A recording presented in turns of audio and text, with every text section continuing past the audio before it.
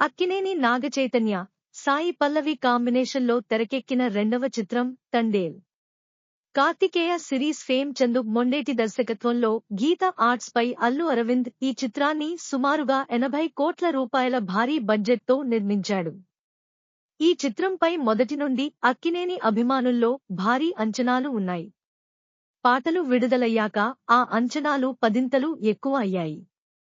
దేవి శ్రీ ప్రసాద్ మరోసారి తన విశ్వరూపం చూపించేశాడని చెప్పొచ్చు.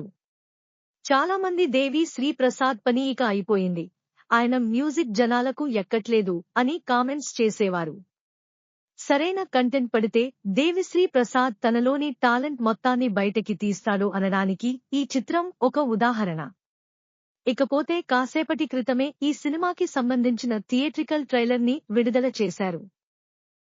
వైజాగ్లోని శ్రీరామ థియేటర్లో ఒక ఈవెంట్ ని ఏర్పాటు చేసి ముందుగా అక్కడ అభిమానులకు ట్రైలర్ ని చూపించిన తర్వాత యూట్యూబ్లో అప్లోడ్ చేశారు.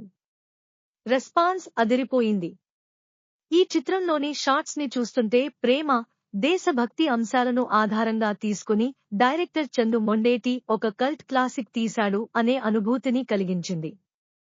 గతంలో ఇలా మణిరత్నం, రోజా అనే చిత్రాన్ని తెరకెక్కించాడు. దేశవ్యాప్తంగా ఈ సినిమా ఒక ప్రభంజనం. మళ్లీ చాలా కాలం తర్వాత అలా ప్రేమ, దేశభక్తి కాంబినేషన్లో తెరకెక్కిన సీతారామం చిత్రం కూడా అద్భుతమైన విజయం సాధించింది. తండేల్ చూస్తుంటే ఇద్దరి మధ్య ప్రేమను ఎంత ఎమోషనల్ గా తీశాడు అనిపించిందో, దేశభక్తి కూడా సమపాళ్లలో అంతే ఎమోషనల్ తీసినట్టు అనిపించింది. బాక్స్ ఆఫీస్ వద్ద ఈ ఫార్ములా గ్రాండ్ సక్సెస్ అవ్వడంతో జనాలకు ఈ చిత్రం అలా కనెక్ట్ అయితే కలెక్షన్స్ కి ఆకాశమే హద్దు అనే విధంగా ఉంటుంది. ట్రైలర్ చూస్తుంటే స్టోరీ మొత్తం దాదాపుగా అందరికీ అర్థం అయిపోయినట్టే.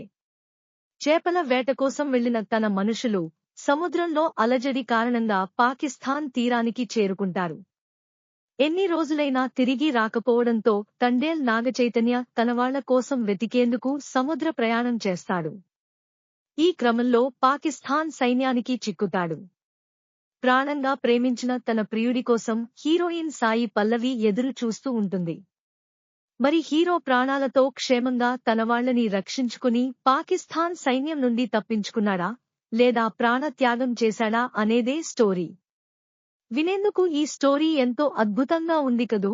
సరిగ్గా తీస్తే బాక్స్ ఆఫీస్ షేక్ అవ్వుది. అయితే నాగ చైతన్య, సాయి పల్లవి శ్రీకాకుళం యాస అనుకున్న స్థాయిలో ఆడియన్స్ కి ఎక్కలేదు. సినిమాలో కూడా ఇలాగే ఉంటే ఫలితం తారుమారు అవ్వొచ్చు. చూడాలి మరి ఫిబ్రవరి 7వ తారీఖున ఎలాంటి ఫలితం వస్తుంది అనేది.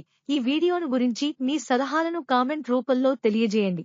ఈ వీడియో గనుక మీకు నచ్చినట్లయితే లైక్ చేయండి, సబ్స్క్రైబ్ చేయండి.